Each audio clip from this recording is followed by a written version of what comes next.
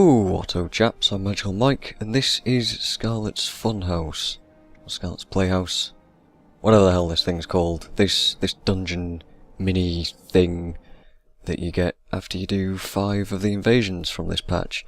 I've talked about how the patch wasn't really that great in a separate video, and how dare I talk badly about farming.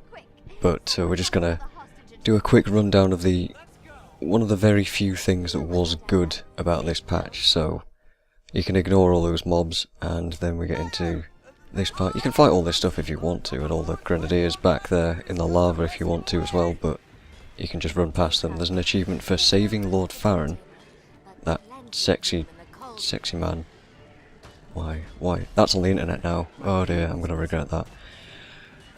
Yeah, there's an achievement for saving him within 3 minutes, so you can do this solo and there's less mobs to kill. And you can take up to 5 people in a regular sort of dungeon environment as well if you want to. And yeah, you just kill these things, and then whenever it tells you to do something else, you go and do that thing. So here I've just got these guys to kill. I'm running a full berserker setup on this thief, so I'm the squishiest thing ever, and I'm also bad at thief, so I'm all about just hitting that pistol whip and just killing things before they can kill me. Remember to finish off the downed enemies when you can as well, because if you don't, these reavers will make them into mines and blow you up. The twisted nightmares will rebuild those enemies and you'll have to fight them all over again, and these menders actually just heal the other things that are around as well. So after each wave of enemies you need to pick up these fire extinguishers and then blow out all 8 fires. Pretty simple. Just, you're going to have Scarlet relighting them as well, but he just put them back out again, and it automatically drops the extinguisher when you don't need it anymore. The Aether Blade come down as well. I've said less mobs spawn when you do this on your own. And basically I just jump in, stun them, get stunned myself because I'm bad, and do as much damage as fast as possible. Like I said, this is pretty simple. I did this at first on my warrior with a condition damage, confusion, mace, toughness kind of setup, with dual swords in the other weapon set, which was interesting to say the least. It was a lot slower than this thief, but you can do it, and you just have to kite around a lot. It's fairly simple.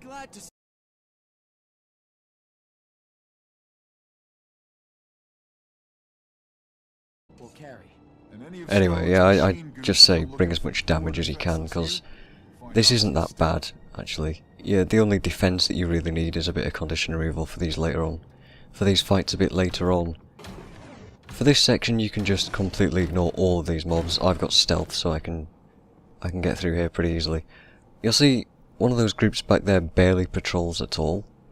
There is a way to get through all this without actually entering any combat at all. Even if you're not a thief, just run straight through, but I messed up this time, so we'll have a look at that. You can just run through all this stuff and completely ignore it. Don't bother fighting any of it because there's no point. What I'm going to do here, the plan was to just get through it, but I make a wrong turn because I'm stupid.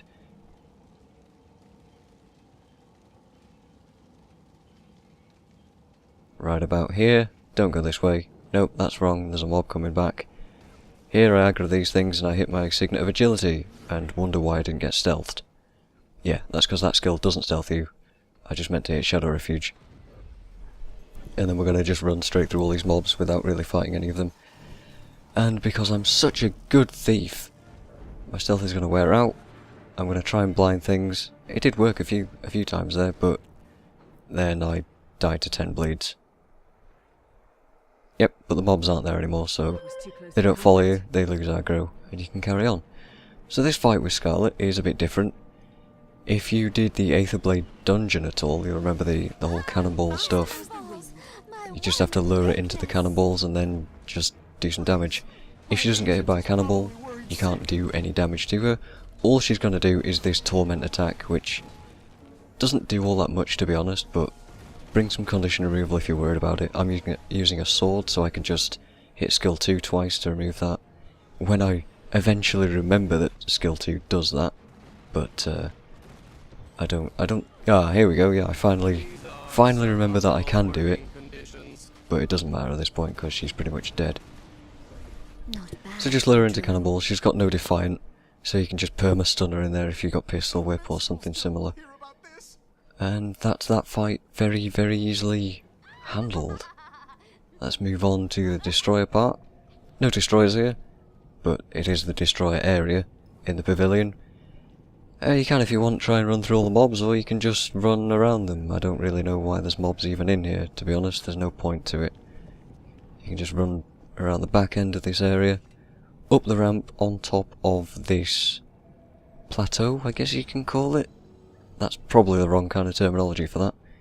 Just run up here, jump down, under the gate, take some fall damage. Oh no, the damage, I'm so terrified. And completely ignore all the fights in there.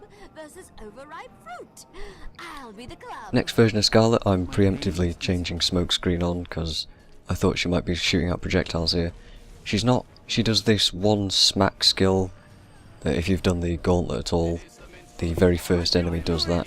You can evade it, you can walk behind her to evade it. I'm not sure if blind actually works. I'm not sure if blocking works, because I didn't try it. I'm literally just pistol whipping here. You can interrupt it, but the dagger storm here doesn't do any direct damage to you, it just does a lot of immobilizing patches all over the ground, and gives her stability. So while she's got stability, you can't interrupt the hammer, the club move, but the rest of the time you can. But pistol whip gives you evades anyway, so I can just spam that all day and just sit there and pretty much face tank it. So let's move on even further through this next area, which was the bandit area in the pavilion.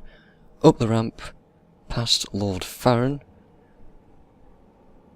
I'm glad these guys are so helpful.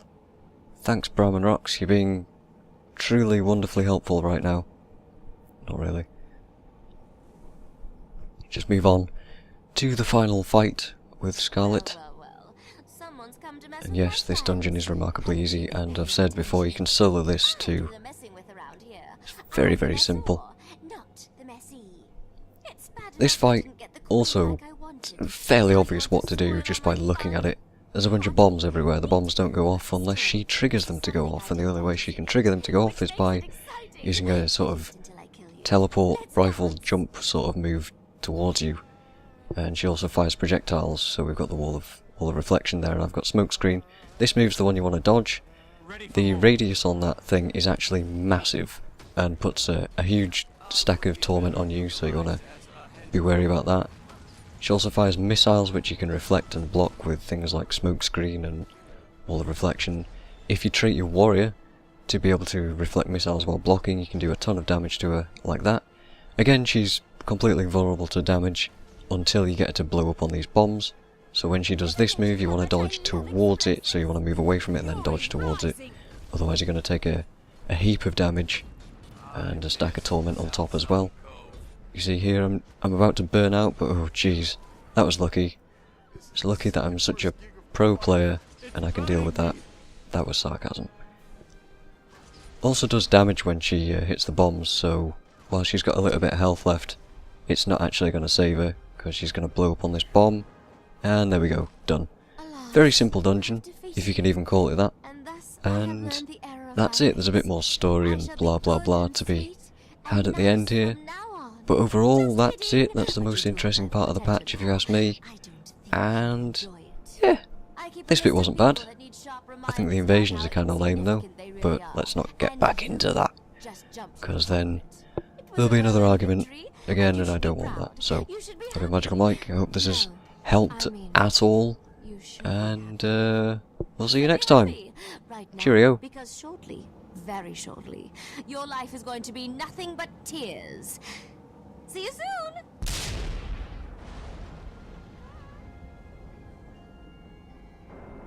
Figures a schemer like Scarlet would have an escape plan.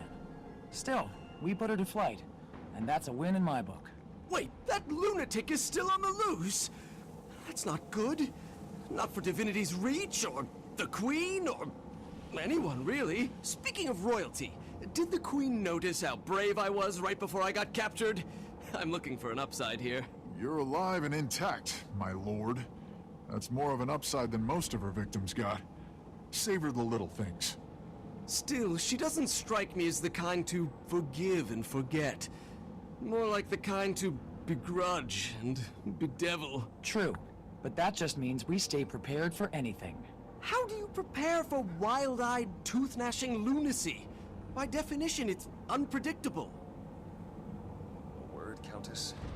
Ever since the planning phases of this event, I've been kept out of every important decision involving the Queen. I know that's not a coincidence. Nothing you do ever is. I assure you, Captain, everything I've done has been for the good of Kryta and the throne. Scarlet was a threat I couldn't fully identify, so I prepared for the worst.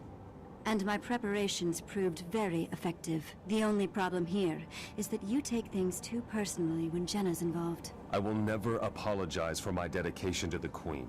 I will serve and protect her faithfully until she commands me not to. Keep that in mind the next time you feel like trying to keep us apart.